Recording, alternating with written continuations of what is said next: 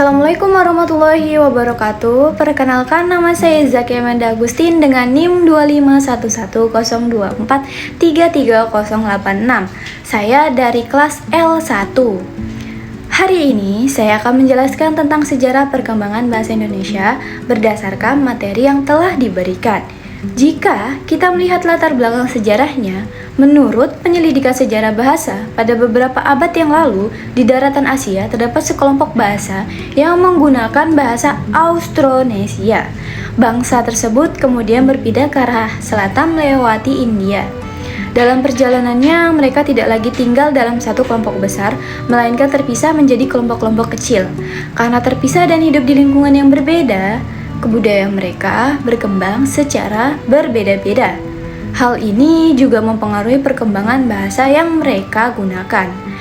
Akibatnya, bahasa mereka menjadi bervariasi dan melahirkan banyak bahasa di berbagai daerah. Dari perkembangan tersebut, muncullah bahasa Melayu yang kemudian memiliki peran penting dalam sejarah bahasa Indonesia. Bahasa Melayu dikenal sebagai bahasa yang sederhana dan mudah dipelajari. Bahasa ini juga tidak mengenal tingkatan bahasa seperti yang terdapat pada beberapa bahasa daerah lain. Karena sifatnya yang sederhana dan fleksibel, bahasa Melayu lebih mudah diterima oleh berbagai kalangan masyarakat. Sejak zaman kerajaan Sriwijaya, bahasa Melayu sudah digunakan sebagai bahasa pengantar dalam perdagangan dan penyebaran ilmu pengetahuan. Bahkan pada masa itu, bahasa Melayu telah menjadi lingua franca, yaitu bahasa perantara yang digunakan antar daerah di Indonesia.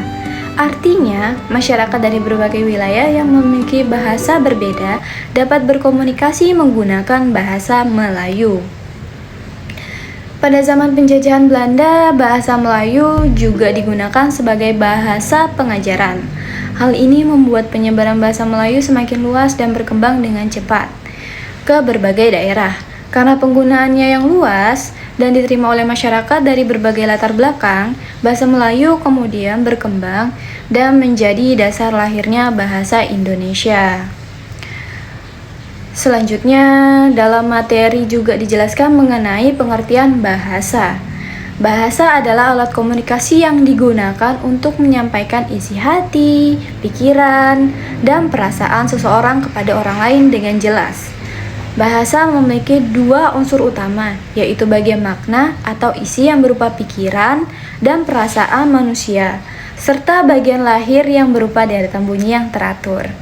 Bahasa Indonesia sendiri dapat digunakan dalam bentuk bahasa lisan, bahasa tulis, maupun bahasa isyarat. Bahasa juga memiliki beberapa fungsi penting dalam kehidupan. Pertama, fungsi ekspresif, yaitu untuk mengungkapkan gambaran maksud, gagasan, dan perasaan. Yang kedua, fungsi komunikasi, yaitu sebagai alat untuk berinteraksi, sehingga pesan yang disampaikan dapat dimengerti oleh orang lain. Ketiga, fungsi kontrol sosial, misalnya melalui tulisan seperti dilarang merokok, yang berfungsi sebagai pengatur atau pengontrol perilaku. Yang keempat, fungsi adaptasi, yaitu membantu kita menyesuaikan diri ketika berada di lingkungan baru. Dan yang terakhir, fungsi integrasi atau pemersatu, yaitu menyatukan berbagai bahasa daerah yang beragam melalui satu bahasa nasional. Dalam kedudukannya sebagai bahasa nasional, bahasa Indonesia memiliki peran yang sangat penting. Bahasa Indonesia merupakan lambang identitas nasional dan lambang kebanggaan kebangsaan. Bahasa Indonesia juga berfungsi sebagai alat komunikasi nasional, serta sebagai alat pemersatu bangsa yang berbeda suku, agama, ras, adat istiadat, dan budaya. Dengan adanya bahasa Indonesia, seluruh masyarakat Indonesia dapat merasa menjadi satu kesatuan yang utuh. Sebagai tanggapan reflektif setelah mempelajari materi ini, saya menjadi lebih memahami bahasa Indonesia, bukan sekadar bahasa yang kita gunakan sehari-hari. Bahasa ini memiliki sejarah panjang dan proses perkembangan yang tidak singkat.